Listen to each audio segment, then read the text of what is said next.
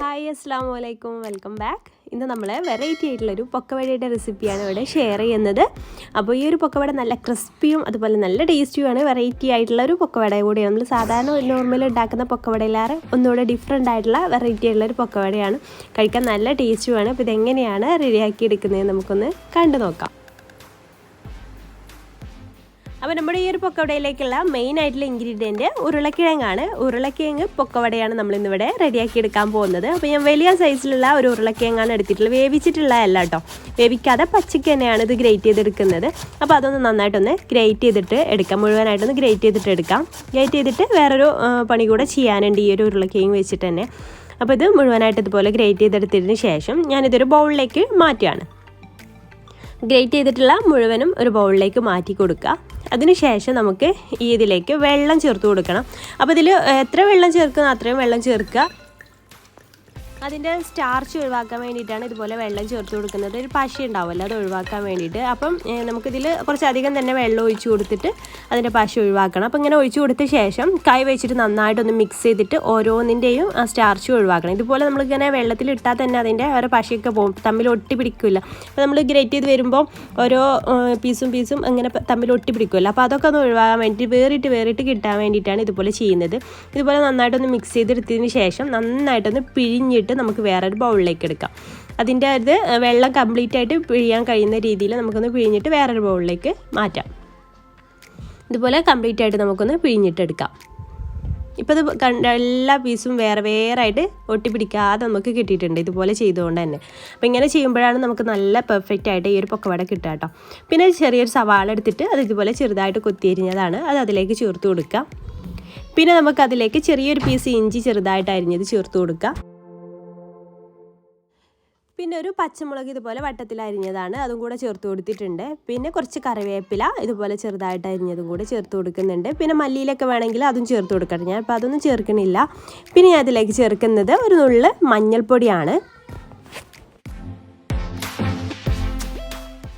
പിന്നെ ഇതിലേക്കൊരു 1/2 ടീസ്പൂൺ കാശ്മീരി മുളക് പൊടി ചേർത്ത് കൊടുക്കുന്നുണ്ട്. പിന്നെ അതുപോലെ ഇതിലേക്ക് ആവശ്യമായിട്ടുള്ള ഉപ്പ് കൂടെ ചേർത്ത് കൊടുക്കുക. ആവശ്യത്തിന് കുറച്ച് ചേർത്ത് കൊടുത്താൽ മതി, ആവശ്യത്തിനുള്ള ഉപ്പ് കൂടെ ചേർത്ത് കൊടുക്കുക. പിന്നെ നമുക്കിതിലേക്ക് വേണ്ടത് ഒരു 1/2 ടീസ്പൂൺ ചാറ്റ് മസാലയാണ് ഞാൻ ചേർത്ത് കൊടുക്കുന്നത്. അപ്പോൾ ചാറ്റ് മസാല നിങ്ങളുടെ കയ്യിലില്ല, അതല്ലാന്നുണ്ടെങ്കിൽ അതിൻ്റെ ടേസ്റ്റ് നിങ്ങൾക്ക് ഇഷ്ടമല്ല എന്നുണ്ടെങ്കിൽ അതിന് പകരം ചിക്കൻ മസാലയോ അല്ലെങ്കിൽ ബീഫ് മസാലയോ ഒക്കെ ചേർത്ത് കൊടുക്കാം. അതും ഇല്ലെങ്കിൽ നിർബന്ധമൊന്നും ഇല്ലാതെയും നമുക്കിത് റെഡിയാക്കി എടുക്കാവുന്നേ ഉള്ളൂ. അപ്പോൾ അതും ചേർത്ത് കൊടുത്തിട്ടുണ്ട്. പിന്നെ ഞാൻ ഇതിലേക്ക് ഒരു 1/4 കപ്പ് കടലമാവാണ് ചേർത്ത് കൊടുക്കുന്നത് കേട്ടോ. ഇതിൽ മെയിനായിട്ട് നമ്മൾ പൊടി യൂസ് ചെയ്യുന്നത് കടലമാവ് തന്നെയാണ്. അപ്പോൾ 1/4 കപ്പ് കടലമാവ് യൂസ് ചെയ്തിട്ടുണ്ട്. പിന്നെ ഞാനിതിലേക്ക് 2 ടേബിൾ സ്പൂൺ അരിപ്പൊടി കൂടി, ഒരു ക്രിസ്പിനെസ് കിട്ടാൻ വേണ്ടിയിട്ട് 2 ടേബിൾ സ്പൂൺ അരിപ്പൊടി കൂടി ഇട്ട് കൊടുക്കുന്നുണ്ട്.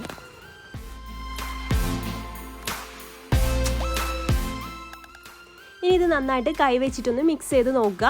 അപ്പോൾ നമ്മൾ വെള്ളത്തിൽ നിന്ന് എടുത്ത് വെച്ചിട്ടുള്ള ഉരുളക്കിഴങ്ങ് ഉണ്ടല്ലോ, അപ്പോൾ അതിലൊക്കെ വെള്ളം ഉണ്ടെന്നുണ്ടെങ്കിൽ നമുക്കിത് കുഴച്ചെടുക്കുന്ന സമയത്ത് പിന്നീട് വെള്ളം ആവശ്യമായിട്ട് വരില്ല. പക്ഷേ അത് ഞാൻ നന്നായിട്ട് തന്നെ പിഴിഞ്ഞിട്ട് എടുത്തുകൊണ്ട് തന്നെ അതിലേക്ക് വെള്ളമൊന്നും ഇല്ല. അതുകൊണ്ട് ഞാൻ കുറച്ച് വെള്ളം ചേർത്ത് കൊടുക്കുന്നുണ്ട്. ആവശ്യമുണ്ടെങ്കിൽ മാത്രം വെള്ളം ചേർത്ത് കൊടുത്താൽ മതി. കുറേശ്ശെ ഇങ്ങനെ മിക്സ് ചെയ്തിട്ട് നോക്കുക. വെള്ളം വേണമെന്നുണ്ടെങ്കിൽ കുറേശ്ശെ വെള്ളം ചേർത്ത് കൊടുക്കുക, എല്ലാം കൂടെ ഒരുമിച്ച് ചേർക്കരുത്. കുറേശ്ശെ വെള്ളം ഒഴിച്ച് കൊടുത്തിട്ട് നോക്കുക.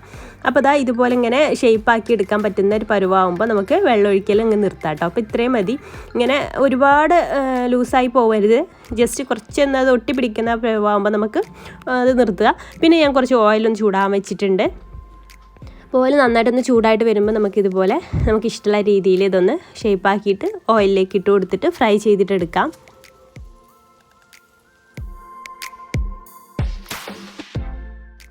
ഇതെല്ലാം ഓയിലേക്ക് ഇട്ട് കൊടുത്തിട്ട് തിരിച്ചും മറിച്ചൊക്കെ ഇട്ടിട്ട് 2 സൈഡും ബ്രൗൺ കളർ ആവുന്ന വരെ നമുക്കിത് ഫ്രൈ ചെയ്തിട്ടെടുക്കണം. നല്ല ക്രിസ്പി ആയിട്ട് വരുന്നത് നമുക്ക് ഇതിങ്ങനെ ഇങ്ങനെ ഇളക്കി നോക്കുന്ന സമയത്ത് തന്നെ നമുക്ക് അറിയാൻ പറ്റും. നല്ല ക്രിസ്പി ആയിട്ട് വരുന്ന ഒരു സൗണ്ട് തന്നെ നമുക്ക് പ്രത്യേകം അറിയാൻ പറ്റും. അപ്പോൾ ആ ഒരു പരുവാകുമ്പോൾ നമുക്ക് ഓയിലിൽ നിന്ന് കോരിയെടുക്കാം. ഇതിപ്പോൾ നല്ല ക്രിസ്പി ആയിട്ട് നമുക്ക് കിട്ടിയിട്ടുണ്ട്. നമുക്ക് ഓയിലിൽ നിന്ന് കോരിയിട്ട് ഒരു ടിഷ്യൂലേക്കൊക്കെ മാറ്റാം. ഒരുപാട് ഓയിൽ കുടിക്കുകയൊന്നുമില്ല കേട്ടോ. നമ്മളിങ്ങനെ ഈ ഓയിലൊക്കെ കംപ്ലീറ്റ് പോയതിന് ശേഷം ഓയിലിൽ നിന്ന് മാറ്റിയിട്ട് ഒരു ടിഷ്യൂ പേപ്പറിലേക്ക് ആക്കി കൊടുത്താൽ മതി. അതാണ് നമ്മുടെ പെർഫെക്റ്റ് ആയിട്ടുള്ള പൊട്ടാറ്റോ ഒണിയൻ പൊക്കവട ഇവിടെ റെഡി ആയിട്ടുണ്ട്. നല്ല ടേസ്റ്റാണ്, എന്തായാലും ഒന്ന് ട്രൈ ചെയ്ത് നോക്കണം കേട്ടോ. അപ്പോൾ അതാ അടുത്ത ട്രിപ്പ് ഇതുപോലെ ബാക്കിയുള്ളതെല്ലാം ഇതുപോലെ തന്നെ നമുക്ക് ഫ്രൈ ചെയ്തിട്ടെടുക്കാം. അപ്പോൾ ഞാനിവിടെ കംപ്ലീറ്റ് ആയിട്ട് ഫ്രൈ ചെയ്തിട്ടെടുത്തിട്ടുണ്ട്. നല്ല ടേസ്റ്റി ആയിട്ടുള്ള ഈ ഒരു പൊക്കവട റെസിപ്പി നിങ്ങൾക്ക് ഇഷ്ടമായി എന്ന് വിചാരിക്കുന്നു. ഇഷ്ടമായിട്ടുണ്ടെങ്കിൽ എന്തായാലും ഒന്ന് ട്രൈ ചെയ്ത് നോക്കുക.